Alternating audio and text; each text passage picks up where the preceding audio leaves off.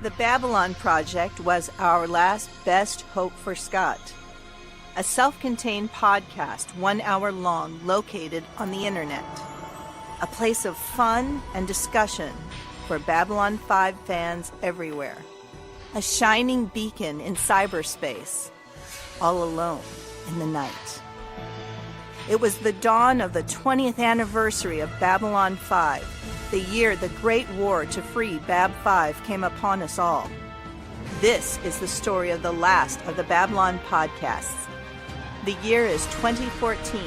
The name of the place is the Babylon Project Podcast.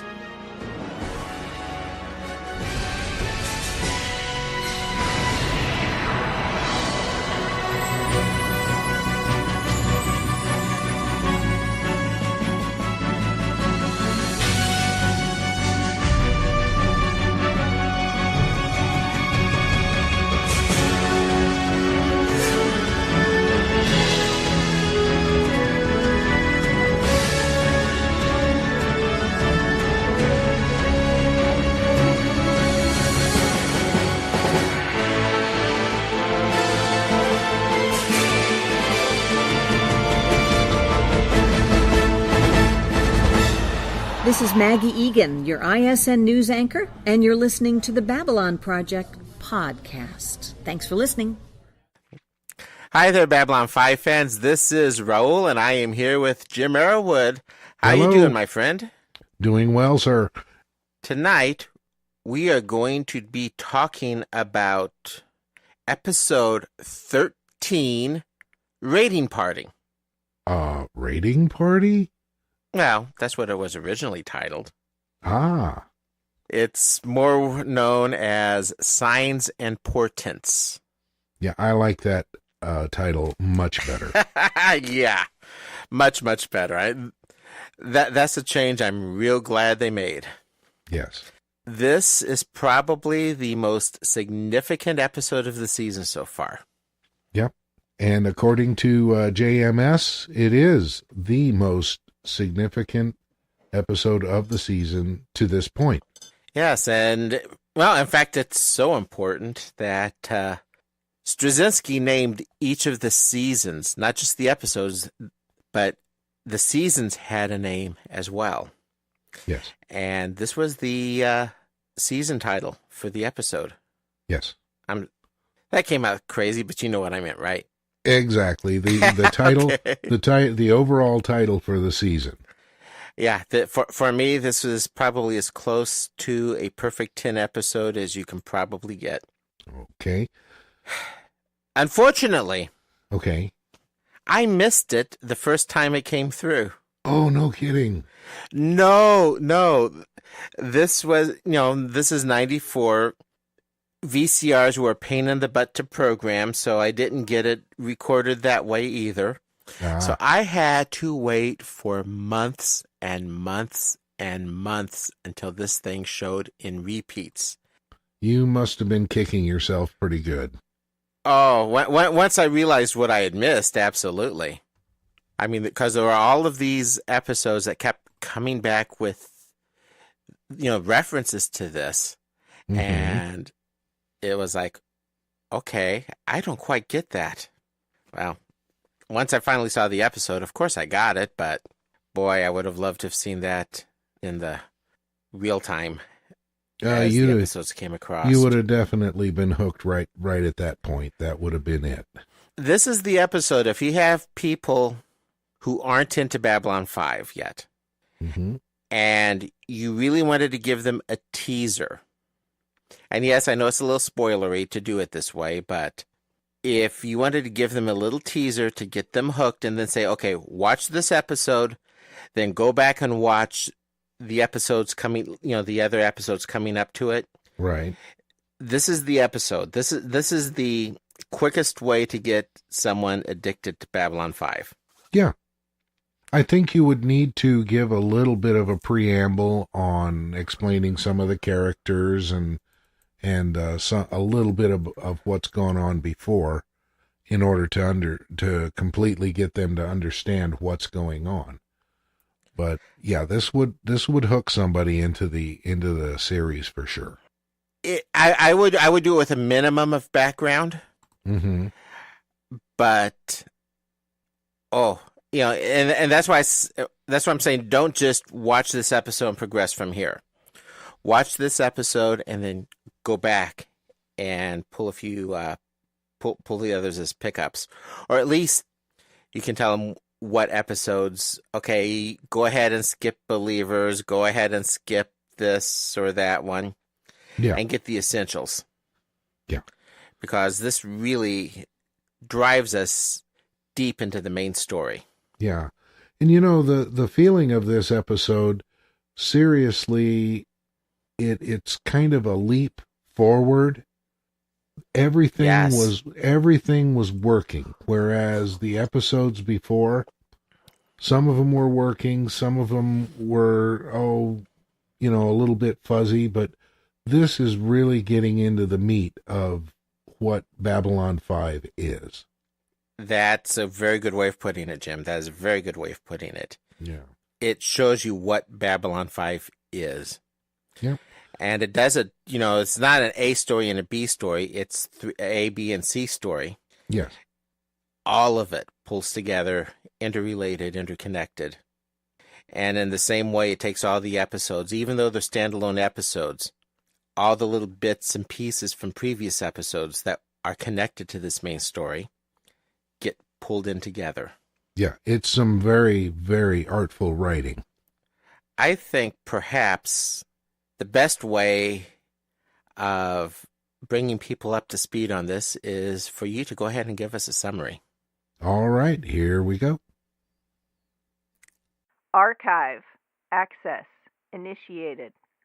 Signs and Portents has 4 distinct storylines, 3 of which are intimately related. It is truly an episode of portents which can be described as bad omens. In one storyline, we have the arrival of Lord Kiro and his aunt Ladira. Kiro is a Centauri nobleman who is looking to take an item known as the Eye back to Centauri Prime and present it to the Emperor.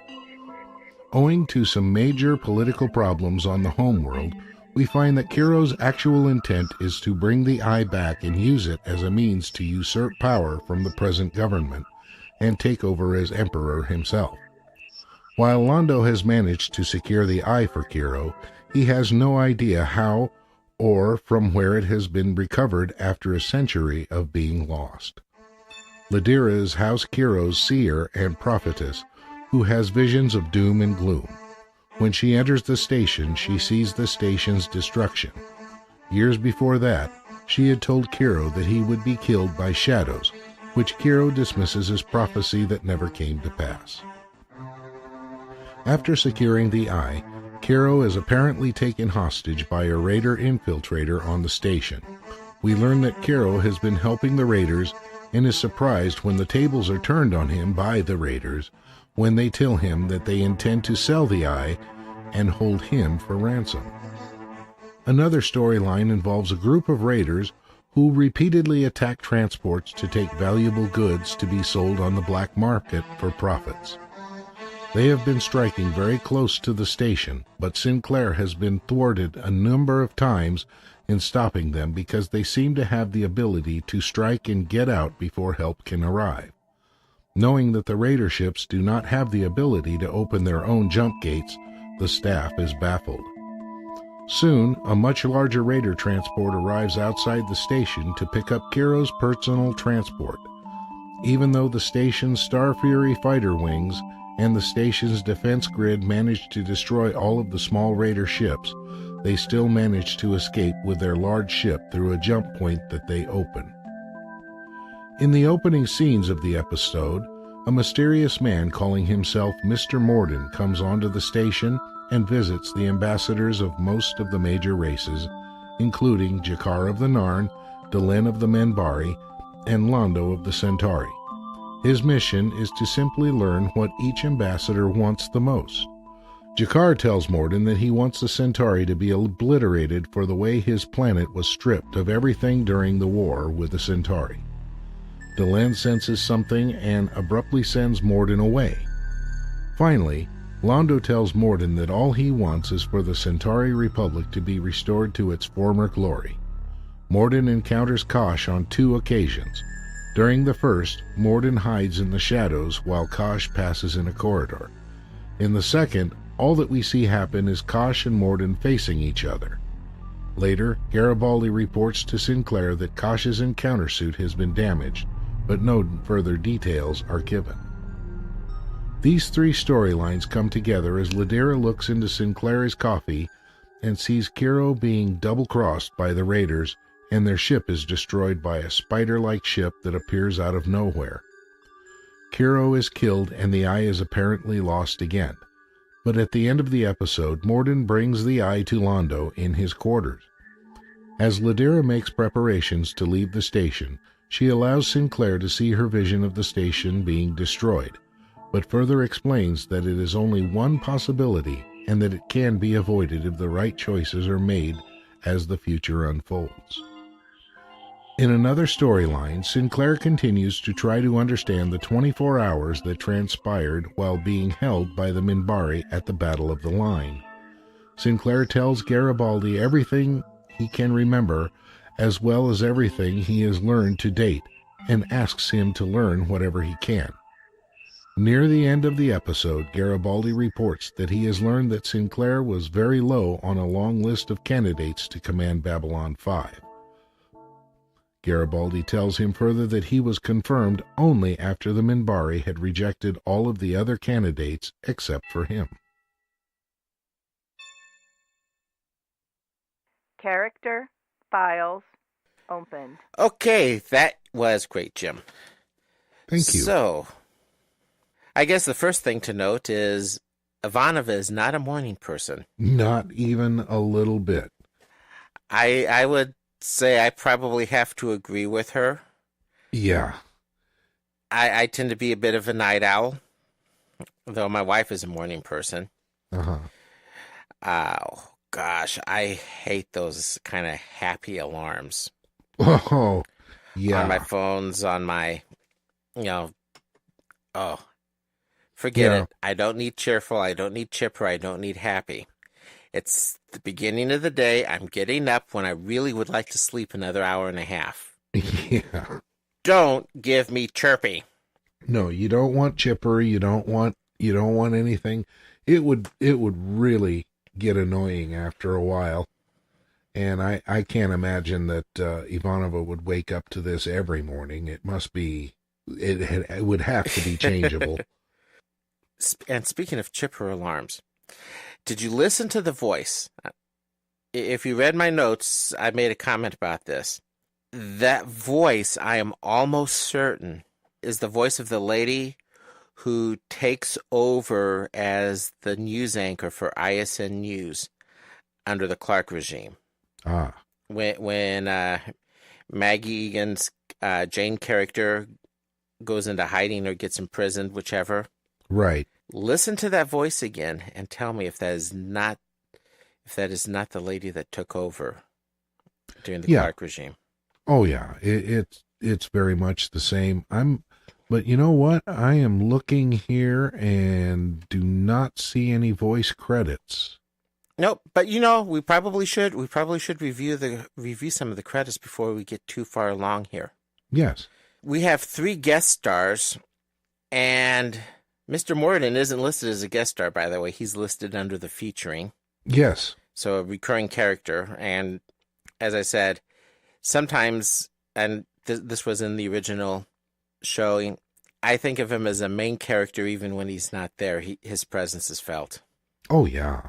Yeah, our first person is Garrett Graham as Lord Kiro. Plays Lord Kiro. And he really is in this role different than anything else I have ever seen him in. Yeah, I mean, he's a character actor that has been around a lot. Yeah. But a lot of times he plays kind of a clumsy, offbeat sort of person. Uh-huh. But not in this episode. He definitely showed his acting chops and his versatility in this episode. Yeah. Yeah, I loved it. Yeah. I loved it. I'm actually more familiar with him from his voice character work, voice acting work, Ah. Well, for some reason. my familiar viewing of him was on Star Trek Voyager. He played a Q who wanted to die Ah, and caused a big uproar in the Q continuum and wound up on trial, and all kinds of strange things happened. wow. It was a neat episode.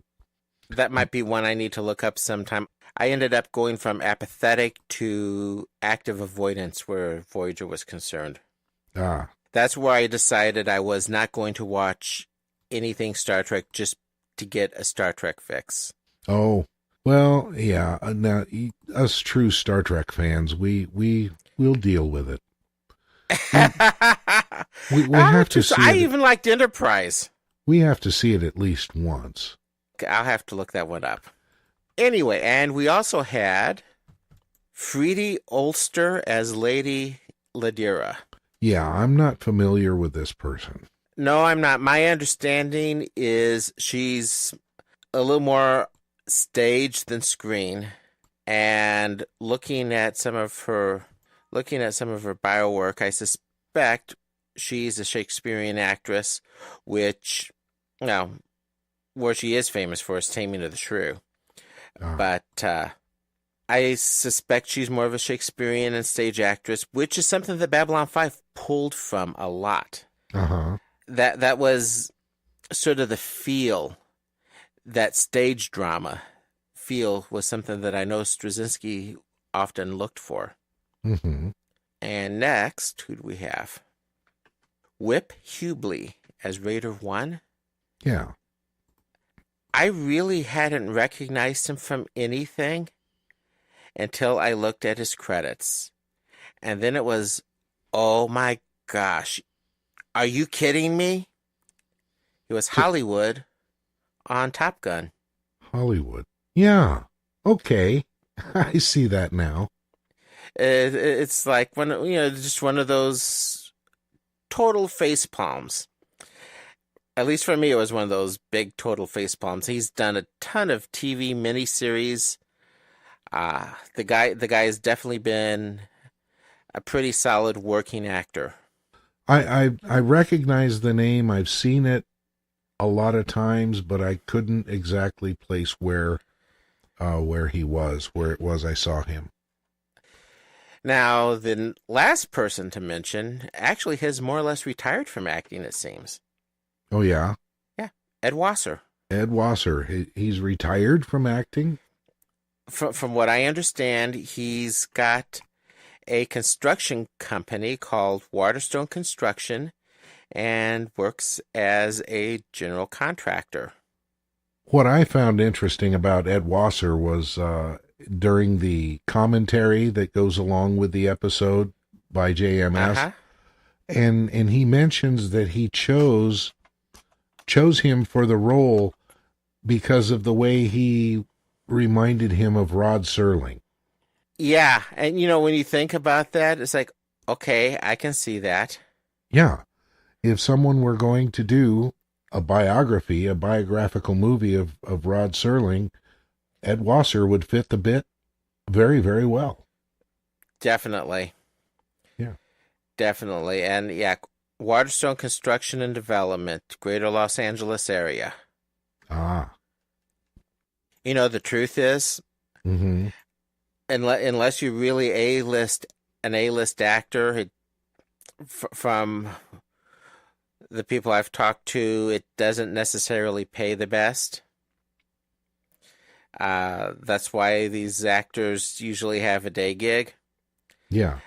He probably makes a heck of a lot more money as a general contractor in LA than he could make in acting.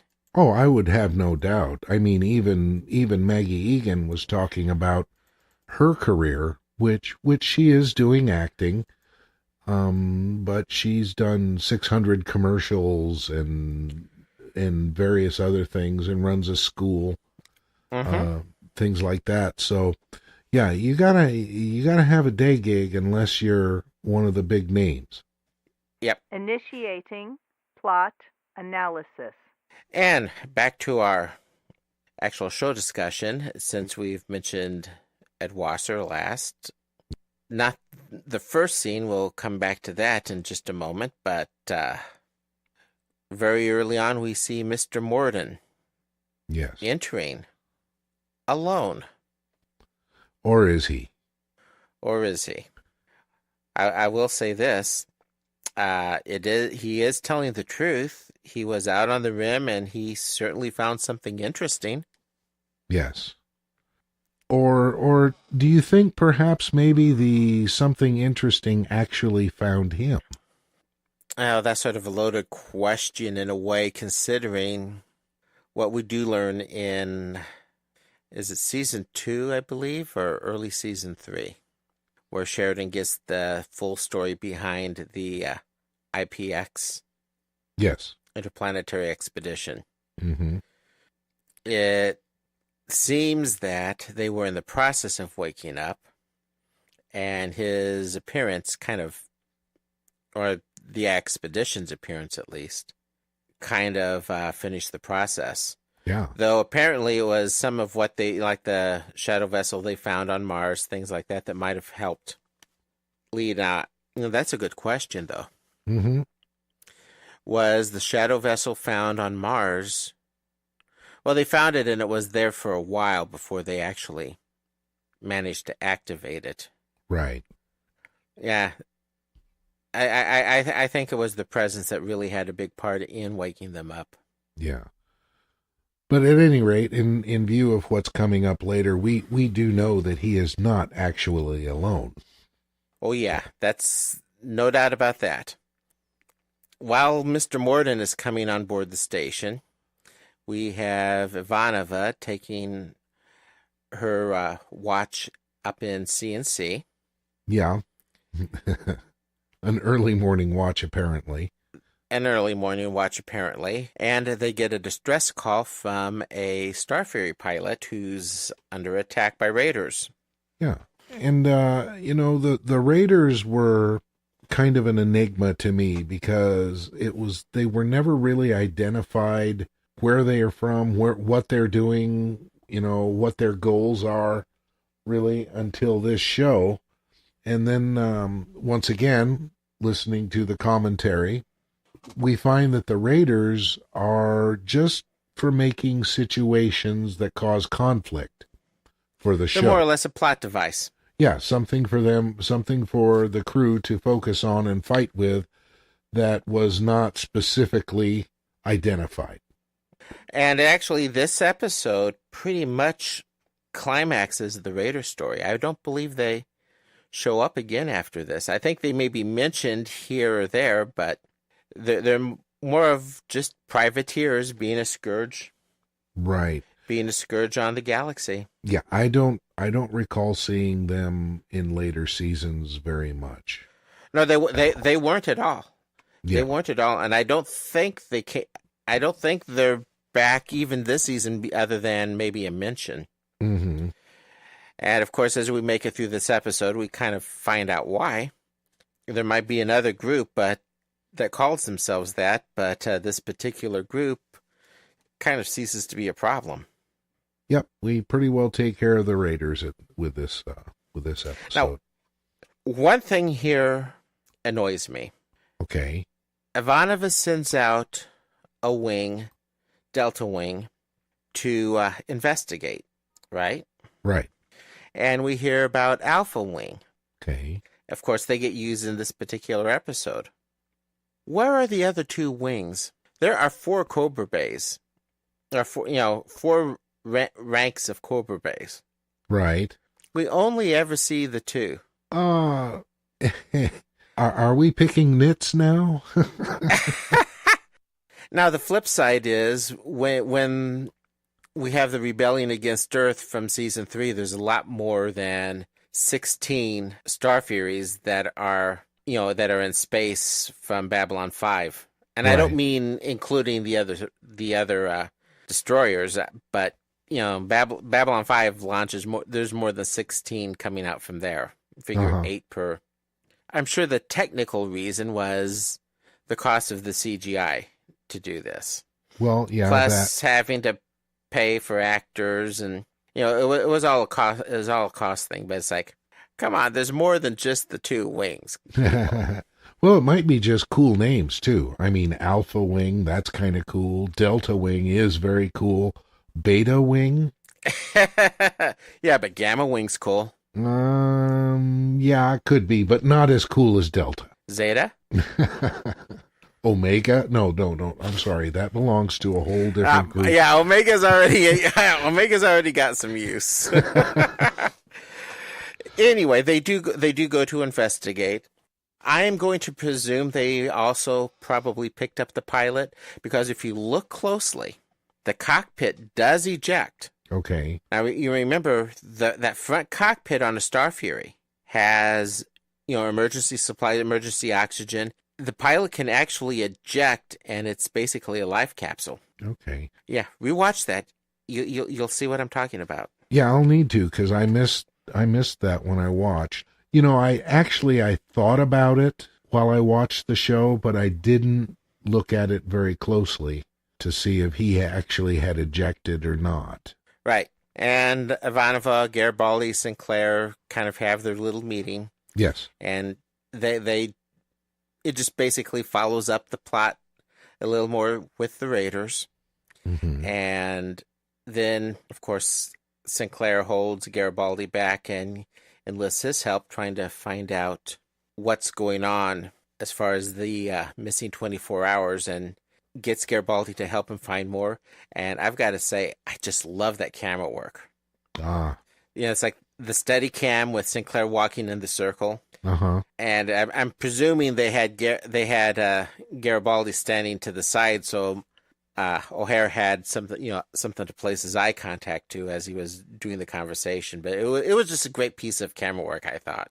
Oh, yeah, I'll have to watch for that too. So Lando is another part of the story. We've got the Raiders. We've got this Mr. Morden coming in. Yes.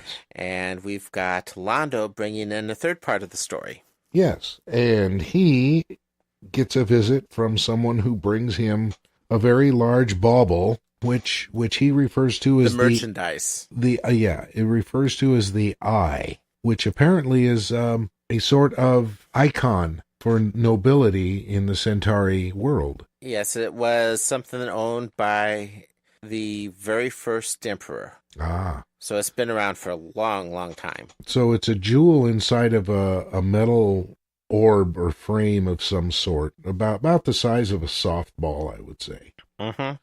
So, which in itself is jewel encrusted. Yes. So it's definitely not cheap.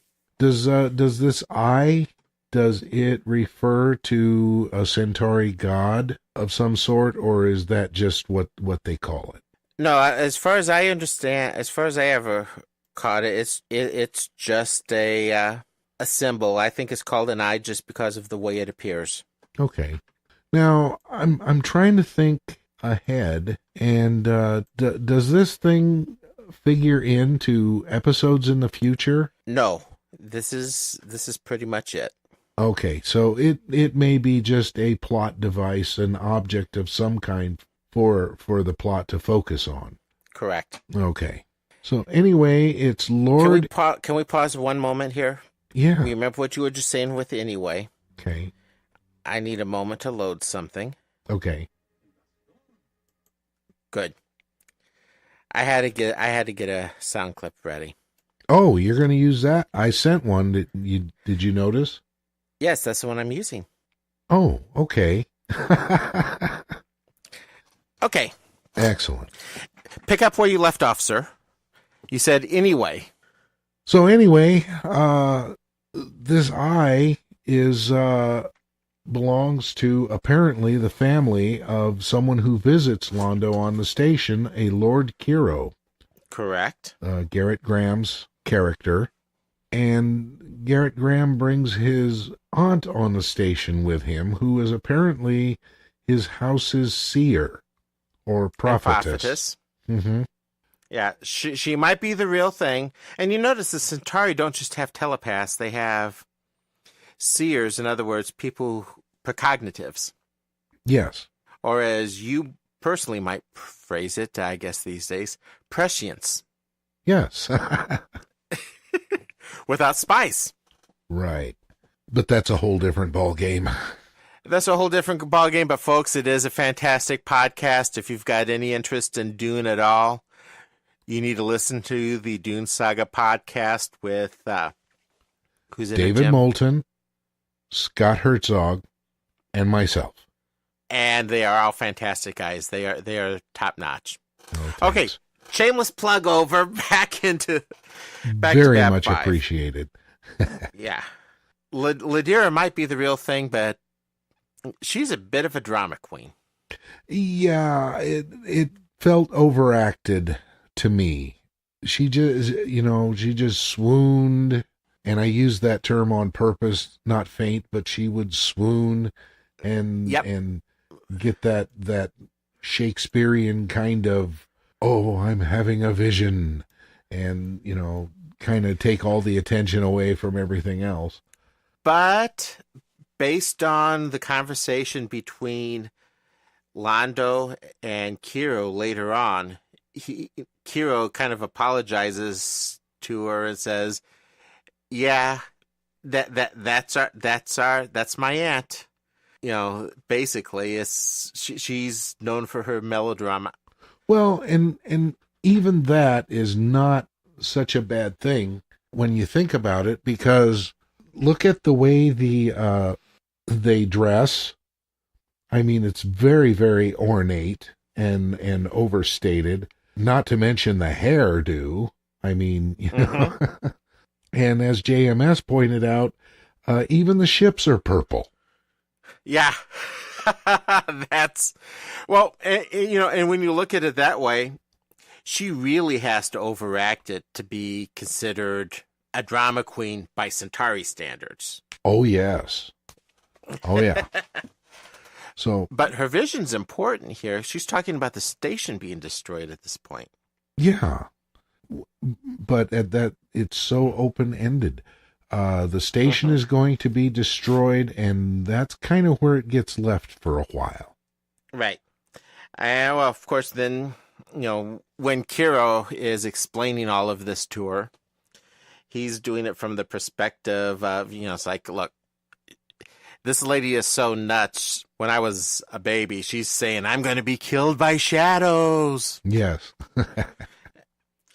Now, one of the things we discover is there is someone, we don't know who or what, but following Lando and Kiro, passing along reports.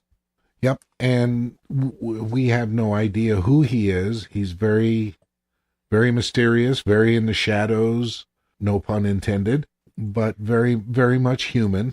Right. And he makes contact with somebody. And, gee, wonder who. Yeah.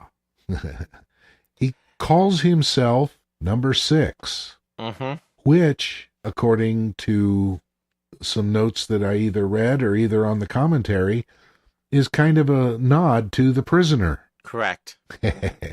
There's a lot of little hat tips to that show. Yes. In the series as a whole. Oh yeah. We had the first one the first time we met Bester. Be seeing you. Be seeing you. Yeah, and we'll be seeing some more as we go through. Yeah. Oh, getting back just for a second to Ladira, as you mentioned, she predicted that Kiro would be killed by shadows. Correct. Now, we don't know who the shadows are yet, or we're not supposed to, but we certainly are going to find out. And, I wonder how she figures out they're called shadows. There's no figuring out. She just sees shadows killing him. Yes. Visions aren't necessarily specific. Right. But we also learned, connected to this somewhat, that apparently Lord Kiro has some aspirations of improving his status. Yeah, he wants to, he's thinking about keeping the eye and taking over from the Emperor, but the eye is actually originally from Kiro's house. So apparently his family were the ruling family at some time. At one point, at least a century before. Mm-hmm. So why is his family not ruling now?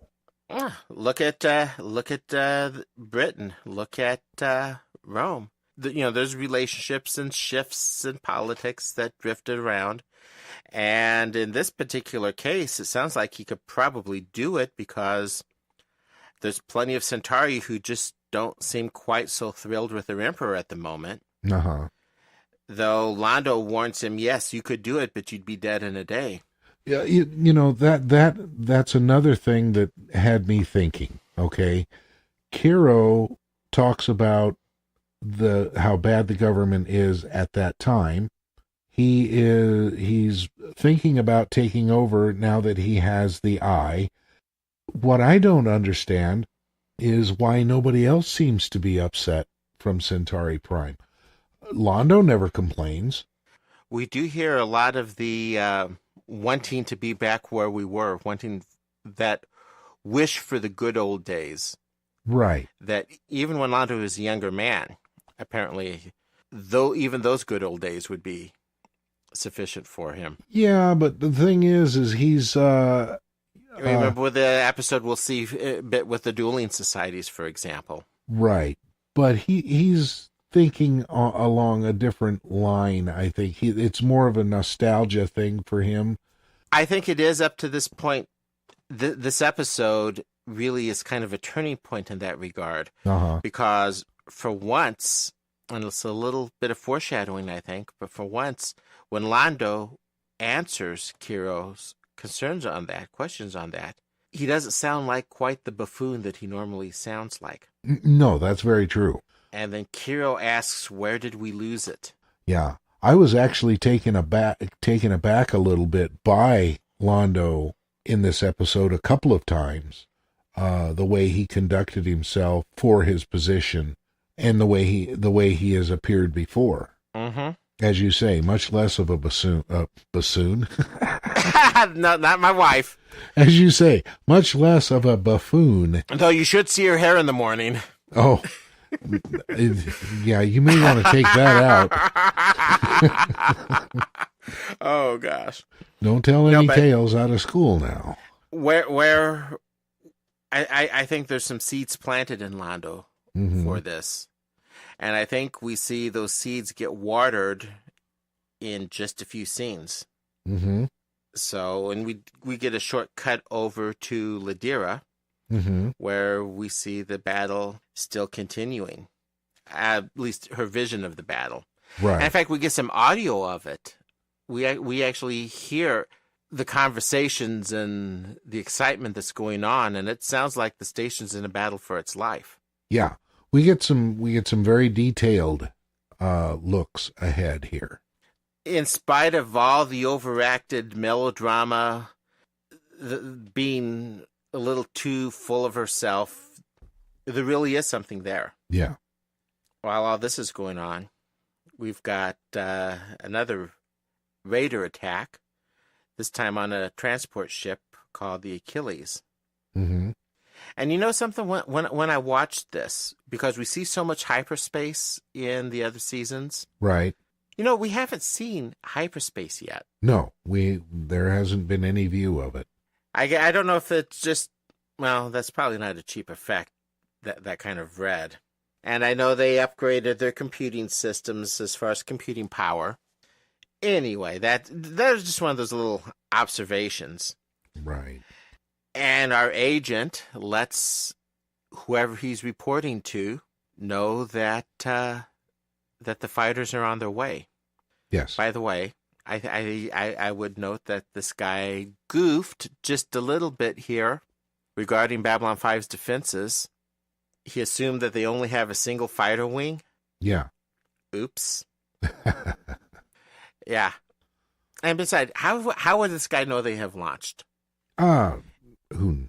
Yes, it's a patrol going out to render aid. I don't know that would have necessarily made it over the main intercoms. That's very true. That would be something that the general population of the station wouldn't need to know about. So, yeah, I hadn't thought of that, but it's interesting. But while all this is happening, Kosh arrives, Susan's out on track. We've got the 8 fighters in, as you pointed out to me, a Delta formation. Yes. And, I think this is the point where we probably should go back to something important, actually a series of events that we've kind of skipped as we've gone through this. Mm-hmm. And what has Mr. Morden been up to? Mr. Morden, he goes from ambassador to ambassador asking a question. Exactly. He's asking each ambassador, what do you want? And he starts with Jakar. Yeah, he doesn't preface the question. So, my reaction would be naturally to someone like that, just out of the blue saying, what do you want? I would say, what do you mean? What do I want? Okay. And he approaches Jakar first. And in Jakar, it's the emphasis is upon the what, not the want. Yes. Most of us say it, as you said it, what do you want? Right. He was, what do you want? Mm-hmm. And it's a fine, this sounds like a nitpick. Uh-huh. But as you make a comment in your notes, Morden's looking for a particular answer. Mm-hmm. And when you really dig into that answer, it's not so much the want part that he's interested in, it's the what. Yes. And Jakar is thinking, he wants the Centauri sanctioned for war crimes from his point of Sanction view. my foot. He wants them ground into dust. Yeah. He wants them gone. And apparently that isn't the answer that Morden was looking for. Now, was he looking for a particular answer, or was he looking for the quality? Based on JMS, based on Straczynski's comments and notes and stuff, basically, Jakar doesn't seem to think big enough.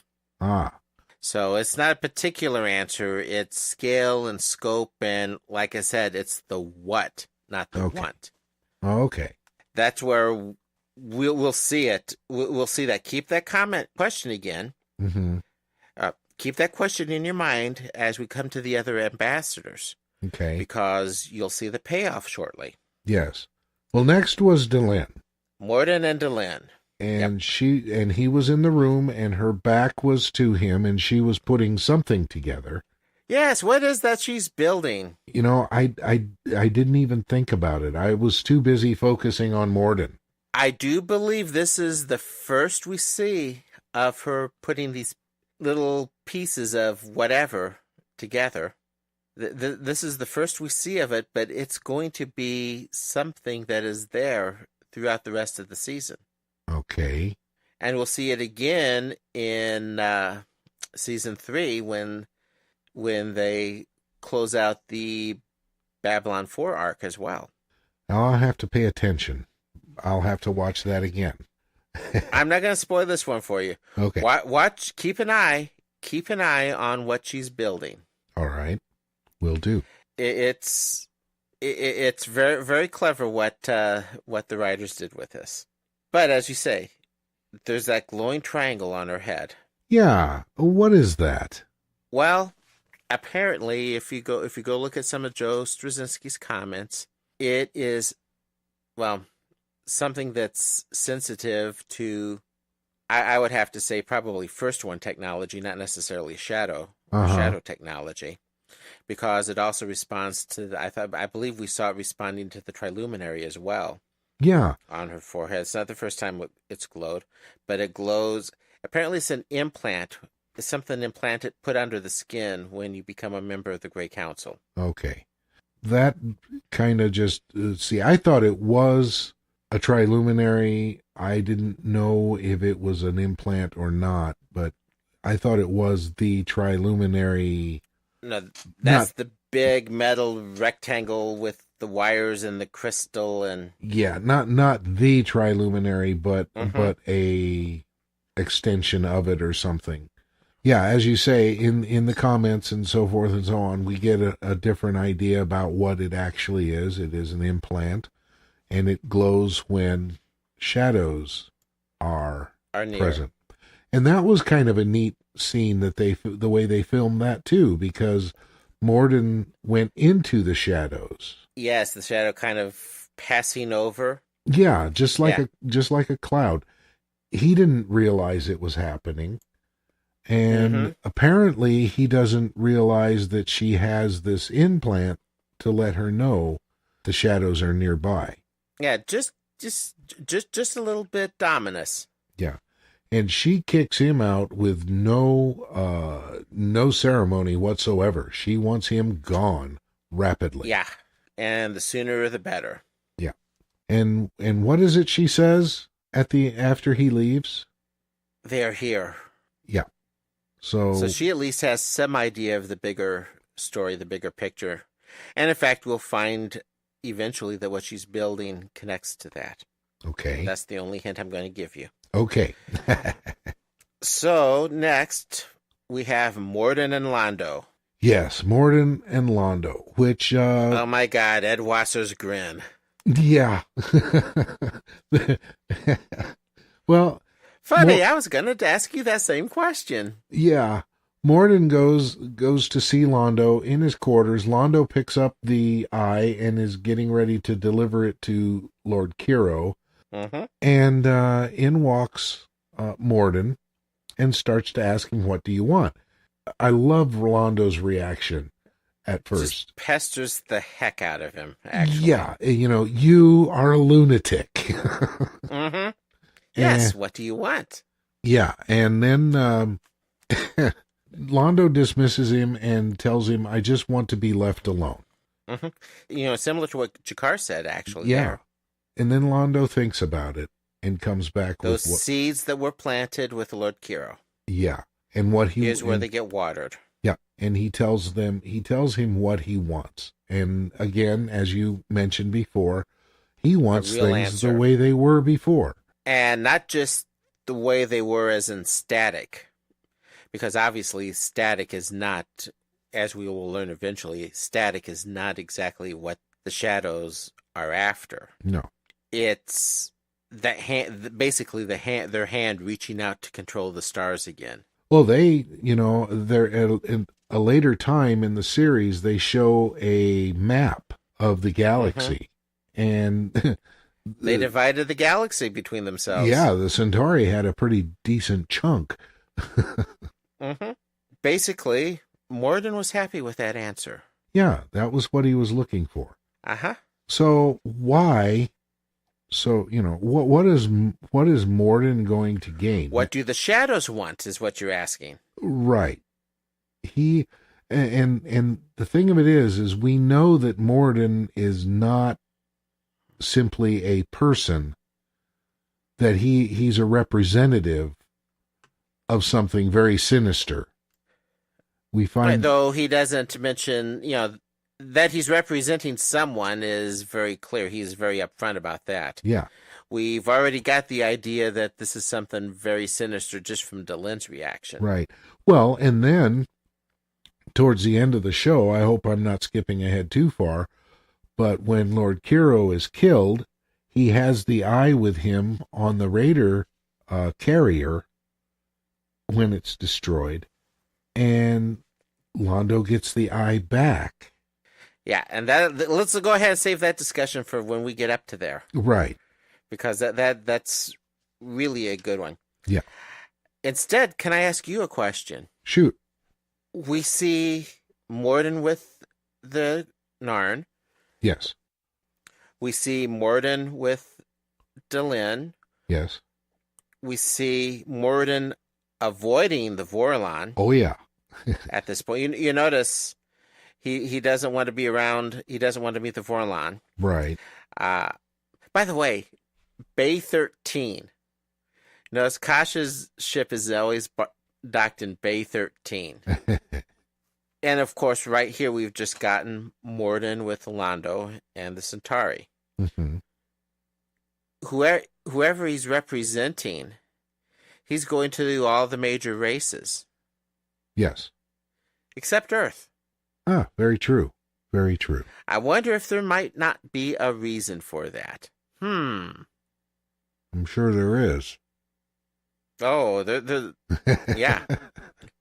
That was just a little bit of sarcasm on my part, actually. Yeah. We find more out about that. It's like, why ask when you've already got them in your back pocket? Mm-hmm. Anyway, now we've got Sinclair getting suspicious of the Raiders' plans. Yes. And as your summary pointed out, it's like that and Londo and Kira and Ladira being taken hostage. That's all happening at more or less the same time. So we've got the two stories kind of converging. Yeah. And Sinclair knows that Ivanova is being drawn farther and farther and farther away from the station. Mm-hmm. That there's a ruse taking place. He figures this out and calls them back. Right. Because he knows that something not good is going to happen soon. And reviewing the departure schedules and what's going on, he sees a ship registered to Centauri nobility about to be launched, and he makes a connection. Right.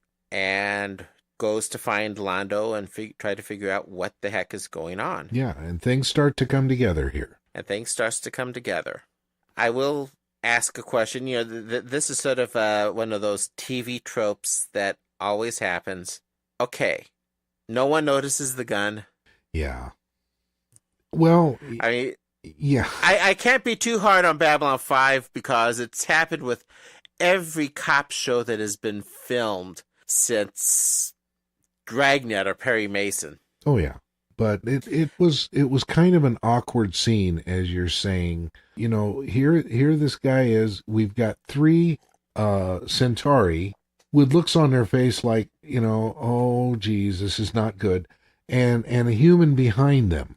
Right. And so, you know, that's got to look like something wrong anyway. But the conversation goes just like nothing's out of the ordinary. And of course, Sinclair's presence kind of tips number 6's hand a bit. Yeah. He grabs Lord Kiro in the eye, keeps a gun to his head, and says, "You're going to let me out of here? I'm going to burn a hole through the hull." Yeah. And Sinclair says, "Okay, fine. Go ahead and go." Yeah, just get... And he grabs Kiro and hauls him into the ship as a hostage. Yeah, and Londo's not exactly happy about that, but Sinclair's got a plan. No, the ship's not going to get away because the jump gate will not open for them. Mm-hmm. And he's going to have the fighters disable the ship. Right. And of course, Ladira's, shouldn't say of course, but Ladira's back on that whole shadow thingy. Yes. And that's where it gets interesting. Because the ship gets away, gets out of the station. Sort of. We can't just toss that off of the ship just gets away. Well, it gets out of the station and is free supposedly to navigate.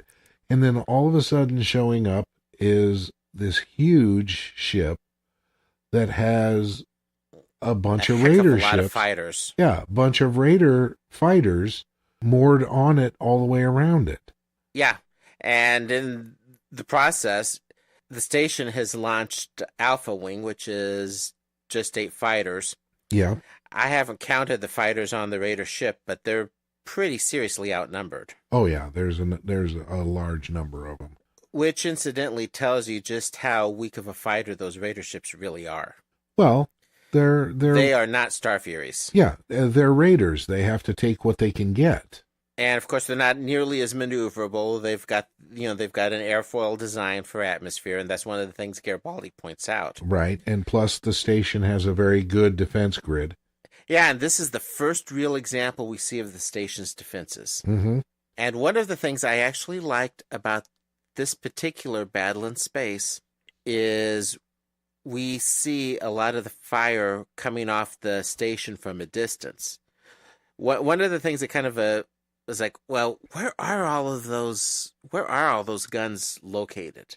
When you see the distance view of the station during the fight here, you can actually see the firepower coming off along the spine of the station itself. Right. Well, it would have it would have to be on the non-rotating part. Yeah, there's a lot more. There's a lot more guns on that station than you realize, which is something I rather suspect Yeah. that the Raiders kind of underestimated as well. Mm-hmm. And this is probably one of the bigger space battles that had been done on TV up to this point. Yeah, it was a pretty good one. The other thing I really liked about this was, just the fact that Sinclair is, and Straczynski points this out as well, but it was something else that I had noticed. Real tactics were being used. Yeah. It wasn't a free for all. There was coordination of attack. There were tactics used. He was having his Alpha Wing try to herd the fighters in one direction, while part of the defense grid was brought down and reconfigured for some strategy. Yeah. So there was actually some time spent in the battle. Yeah. It was a cool battle. It was really neat, but it wasn't really necessary to go into that detail. However, it was excellent storytelling, though. It was, and we got another glimpse into Sinclair, the tactician that he is, the commander that he is. His title's well deserved, and it's going to be not necessarily from just a Sinclair perspective, but as the series develops. I mean, there's going to be some fights and battles, and it really makes a statement to the approach the show is going to take towards combat. Yeah. I mean, it's not just fire lasers, fire phaser, or whatever. Right. Fire your weapon. This ship zapping that ship. Oh, gee, shields are down. Boom. Yeah. Well, it takes a lot of time to put together that kind of thing. And, other shows may not have been as willing to use that time for that. I think that's very much a case. In Babylon 5, it's a little more justified because the battles are part of the story. Yeah. Just to finish out with this battle. Mm-hmm. Okay, the fighters have been driven into one direction. The defense grid of the station has been set up for a particular plan, and number 6's underestimating of Babylon 5's defenses really comes full circle because, golly gee, here comes Susan Ivanova with her wing out of the jump gate. Yeah. And, that made a very nice little kill box. Yes. A lot of this, though, I think has to do with JMS showing off their use of CGI. Yeah. I think that was I have no doubt there wasn't a little bit of ego. Look what we can do. Yeah. Well, I'm sure there was a little bit of that. And then, of course, the whole idea of we're in a zero-G environment, an atmosphere-free environment. We can do things in space that you can't do here on Earth. Yeah. Well, even during the commentary, JMS talked about the first show. His was the first show to use CGI effectively. And then, correct. And then there was a little bit of discussion about comparing Star Trek and Babylon 5, which he didn't do it in a negative way. Actually, and I understand and I kind of agree with him. He goes out of his way. And that's why I was careful when I was talking about the ships firing, because that was not necessarily a Star Trek reference. Right. That it was generally true of just about every sci-fi show done to date. Right. Up to that point. But the Star Trek people said they were never going to stop using models. Models were better than CGI. But then a few years later, they went to CGI. Yeah, they actually did some mixed first, right? Yeah. But not only that, Star Trek used the same techniques and even the same people for their CGI that Babylon 5 did. Really? I didn't know that. Yeah, Straczynski said that in his comments. Ah, I missed that. Yeah. Okay. Awesome. Well, anyway, we end up with the Raiders pretty much wiped out, and as we said earlier, it's the last we hear of them. Yep, they're done. But the mothership gets away. One of the things worth noting here, goes back to what I was saying, that, is weight of fire, maneuverability, ability to fight. The Raiders were wiped out. Yes. They had some ships captured, but basically they were wiped out. Yeah. The Star Furies, 16 Star Furies in the air, 1 fatality. Well, and the Star Fury pilots are trained, whereas they probably practice. They have to have airtime. Yeah, the Raiders are probably flying by the seat of their pants. Mm-hmm. So one would expect the skill levels to be different.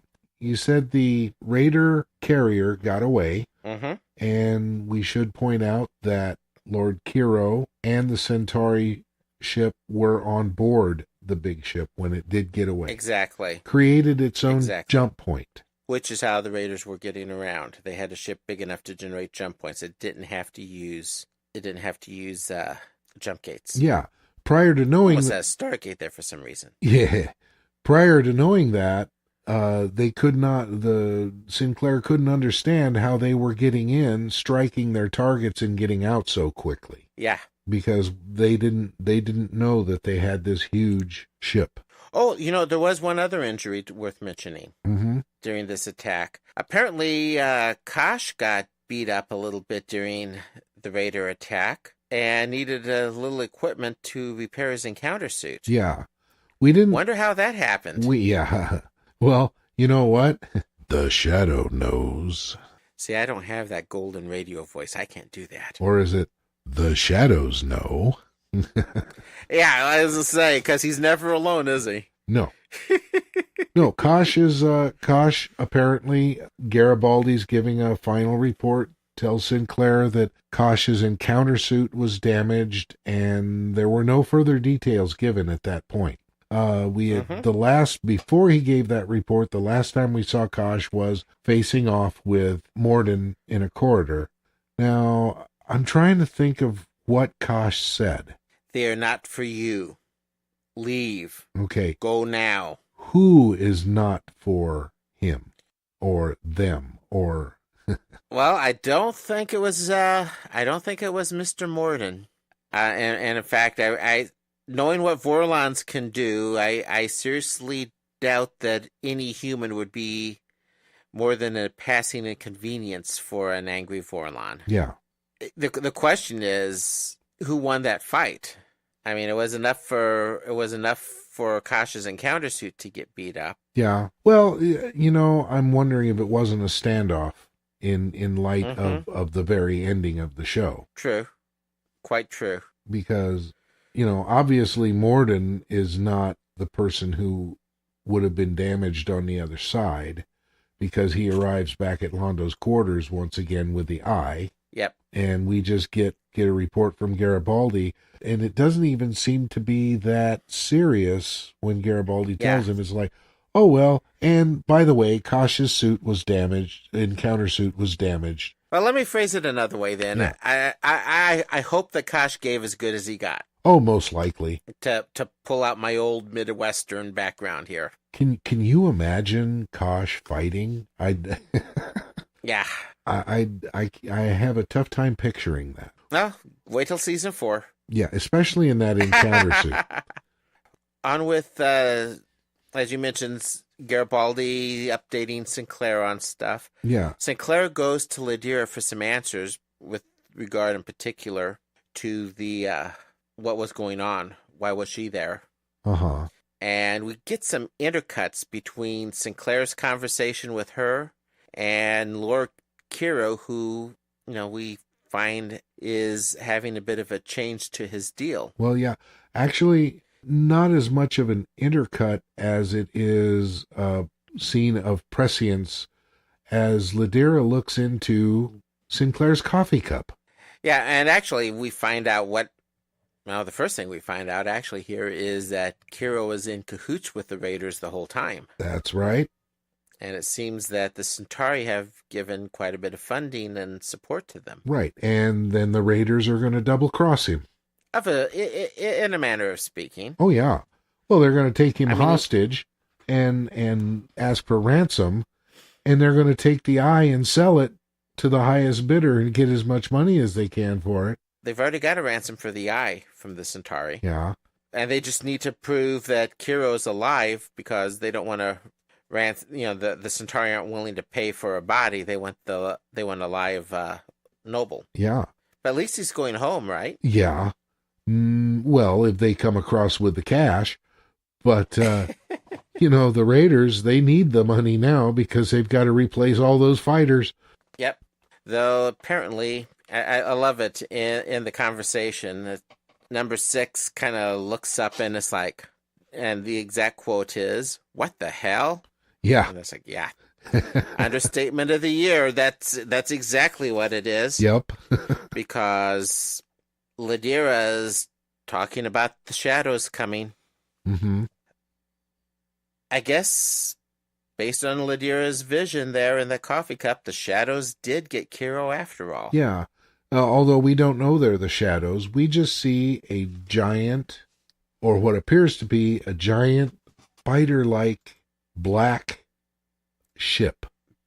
Battle crab, I think, is one of the phrases used to describe them at points. Yeah.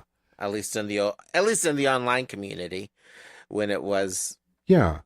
If I'm not mistaken, the surface of that ship kind of rippled a little bit, like it had biotechnology involved with Yeah, it almost looks organic, doesn't it? Yeah. It really doesn't leave much of the Raider mothership left. No. It kind of disappears in a glowing gas cloud and chunks. Yeah. So that would be the end of the Raiders, the end of Lord Kiro, and supposedly the end of the Eye. And Lando's career. Yeah. I mean, as he puts it, he would need a miracle. Mm-hmm. And he gets one. And he gets one. And now the third part of the story comes together. Apparently, Mr. Morden did get what he was looking for because he gives Lando a present. Yes. Sort of a thank you present. Or was it an investment in the future? That too. Yes. That too. And his response, Lando's response, of course, was, "What can I do for you? How will I find you?" Well, and let's not forget, let me buy you a drink. Yeah, let me buy you a planet of drinks. Yes. And we just get Ed Wasser's mysterious voice drifting back down the corridor. "We'll find you." Yeah. And they do find him. Well, he's been found. So. Mm-hmm. And we close out with some final discussion with just sort of wrapping it all up. Yeah. By the way, the conversation in the men's room. Well, I was going to point out that was one of my favorite parts of the show. First of all, you don't see the men's room in science fiction very often. You don't see the men's room in television very often. No, but, well, you see the bathrooms, okay? Right. In restaurants and things like that. But in science fiction, it's been a running joke for years, for instance, in Star Trek, that there are no bathrooms on the Enterprise. Yeah. Okay. So this is kind of an unusual scene, especially... Well, what makes it even more unusual, I think, is where I know where you're going. Go ahead. Is to see Sinclair standing there sterilizing his hands. Right. Yeah. That's not where I thought you were going to go. I thought you were going to go to the, why is the girl going into the men's room? Well, I haven't gotten to that point yet. Okay. But, you just don't see this often in science fiction. It's just not something that they talk about. Well, Straczynski's goal was reality. Yeah. Another podcast I listened to suggested, this would be a Trekcast from out in Las Vegas, mentioned that probably what happens on the Enterprise is you go and you eat, like say you eat a pizza. You can eat a whole pizza, and then the transporter just transports the food out of you. So you can actually eat all the junk food you ever wanted and then never have to worry about it. The advantages of replicator technology, huh? Oh, yes. Wouldn't that be nice? Now, one thing I will note, I would not note in that regard, is if you look at some of the plans, Enterprise plans, blueprints, they do have labs noted. Yeah. On the floor plans. Like dig out an old copy of the Starfleet Technical Manual if you've got one of those. No, I don't. I've got all the DVDs, but But the important part of this whole bathroom scene is we find out that Sinclair was way down on the list. This was a plum job. Yeah. There were ambassadors, there were generals, there were diplomats, all pushing for this position. Yeah. Now we've got some hints that why was a mere commander put in charge of the station? Yeah. We find out why in this episode.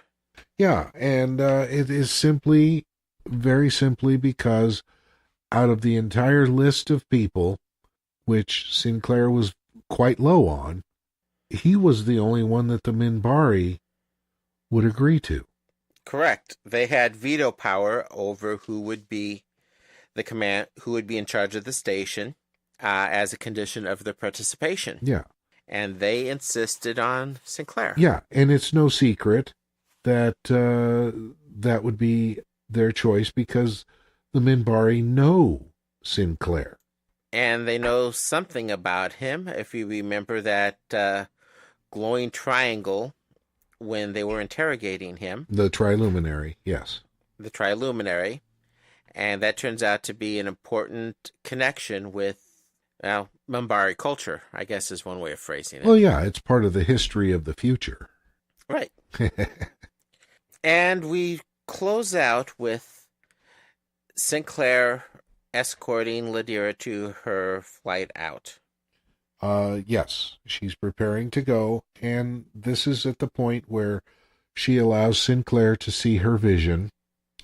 And, yeah, apparently seers can share their visions. Yeah, and then explains to him that this is one possible future. It is not the future, and that depending on decisions and things that happen as time goes on, it could change.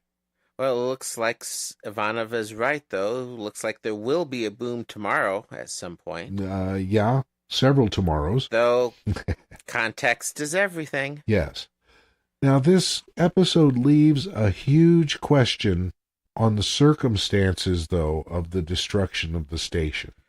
And we get that answered in Season 5, Episode 22. Yeah, way down the road. But we don't know at this point, is it because of violence? Is it because of sabotage? Is it because of a war or something like that? Because the station is in jeopardy a number of times over the 5 years. Though we do get some reference, that tied directly into this vision in Season 3. War Without End Part 1, War Without End Part 2. Yeah.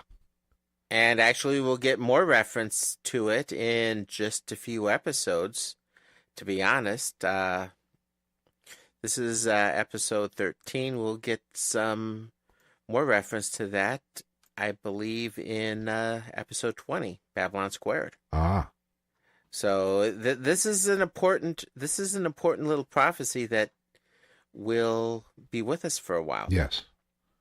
An important episode. Very important episode. Very important episode. Any particular likes or dislikes of this one? I think the dislikes we've covered along, things like the gun or the just how many fighter wings. Those, as you rightly called out, were nitpicks. Yeah. Those are the things that are just sort of fun to grumble about. Yeah. But I mean, really didn't like it. In my case, I have to say there's nothing. There's nothing there that I dislike at all. It's a really very engaging story, very well written. This was written by Straczynski himself, by the way. Yes. Well, it is the kickoff of the arc. Particular likes. Tons of them. I liked Garrett Graham in his role, even though his hair is the worst Centauri hair there ever was, even worse than Londo's. It never seemed to come together right. I really did. I liked that. I liked, of course, getting Morden introduced. Yeah. And the questions that got raised whenever on the two occasions that Morden and Kosh encountered each other. The first time Morden hides. The second time they confront one another. Yep. And just the story elements in themselves. It's just a great show. all the pieces come together here. Mm-hmm. Now, there is one other like that I do have to bring up, and it's definitely a fan favorite. If we didn't include it, we would be castigated for it. Yeah. And, of course, we'd kick ourselves in the butts over it, too. Yes, most definitely. Go ahead and talk about it. Oh, there's nothing to talk about. I'm going to play it. Okay. I'm going to play the scene out. Okay, folks, here we go. Ambassador? Ambassador? I have already pushed it. I pushed it again. I hear there is a famine on your world's southern frontier. My condolences. You should have thought of that before you strip-mined our resources. So it is all our fault, Precisely. Though I have noticed that your own people have continued to exploit your world's resources to build the mighty non-war machine. We have to protect ourselves. By doing to yourselves what you say we did to you. That's evolution for you. Now see here. Take the famine as a blessing, Ambassador. A weeding out of the excess population. One more comment like that, Molari, and you will become part of the excess population. Threat! Yes, threat! Now you can go to hell. And you can kiss my pouch, you... Now look what you made me do.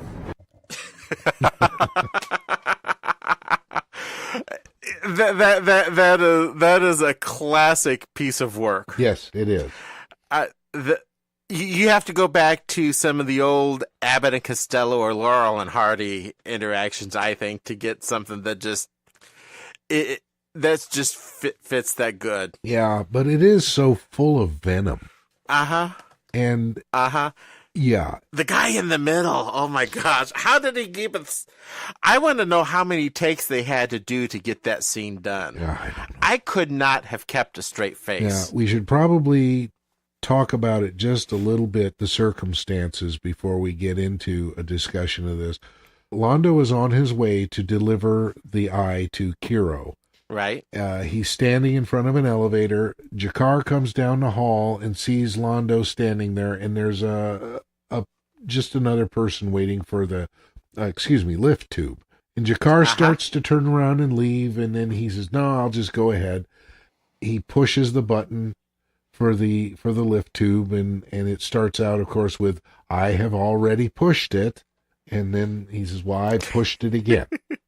So anyway, this poor gentleman is standing in between the two of these guys that are just going at each other. Having almost a physical fight, barely keeping away from being a full-blown physical fight around him. Yes. And the lift tube arrives.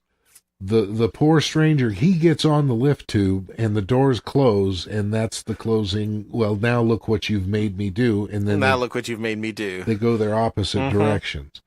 But you know something? Had this exchange not taken place, Morden would not have gotten the answers he wanted. Yeah. Actually, if everything that's happened in this episode hadn't taken place the way it had, he might not have. Yeah. This inflamed both Jakar and Londo to the point where they were ready to spill their guts. And Londo was so darn frustrated anyway because, he didn't like Lord Kiro to begin with, and he didn't like what Lord Kiro was planning to do. Or at least didn't approve of. Right. And so, Londo was under a lot of pressure.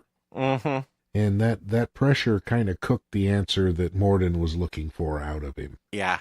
That little scene there is an absolute classic. We get a few scenes like that between Londo and Jakar, those kinds of interactions. Oh, yeah. I believe is it in, I'm sorry. No, we see something like this again. I believe it's in season 3 with the bombing when they're trapped in the elevator. So it's just one of the special magics about Babylon 5 is the chemistry between the actors. Yes. And Londo and Jakar in particular. And Londo and Jakar very much in particular. It was just great. And if you're not familiar with the series and you are a Star Trek fan, I would refer you to Deep Space Nine and the relationship between Odo and Quark. That's probably as good of a analogy as you can get. Yeah. Unless you went to the relationship between McCoy and Spock. Yeah. Only obviously there's a deep friendship underneath the two. Right. Yeah, that's missing. That's missing here, of course. Yeah. We have gone a long time talking about this episode. Of course, but there's so much to talk. There was so much to unpack on this. Oh, yeah. We've actually talked longer on the episode than the episode itself. Oh no. Well, we'll see what happens when we clean it up. Okay. Hey fans, we do want to hear from you on this one. This really is the cornerstone episode of the entire season. It is. So we certainly want to hear from you on this one. Yeah. Any opinions, agreements with us, disagreements with us? If you hear something, if you think we've gotten it wrong, please speak up. We did an episode analysis. It would have been nice to get into a little more philosophical ground on this, but we'd be here all night. Oh, we'll have lots of time for that because this lays the crux of the series. Yes. Here, as you mentioned earlier. So feedback to us. Squeak, squeak. Oh, dog toy. Oh. Remember that dog I was... Okay. Obi. My dog fans is telling me it is time for me to go upstairs. Yeah. He has this expectation when my wife and I get everything done, we're supposed to sit on the couch so he can lay over both of us. And then we usually Hulu Plus the shows that we follow, Sleepy Hollow, the Marvel shows, Flash, Arrow, whatnot. We usually DVR, or not DVR, but we usually Hulu Plus those, and he wants our laps for that. Well, then I would say listen to the lady that comes in right after us, and she will tell you how to get a hold of us. She'll tell you how to reach us. Yep. And in the meantime, I'd say there's no boom today. Unless you're a Raider ship. No. Unless you're a Raider mothership. That's right. We came very close. But for the rest of us. We came close to some boom today, but there wasn't any boom today. Right. Not for the good guys. No. But there's a boom tomorrow. Always a boom tomorrow. Good night, folks. Good night. Podcast terminated.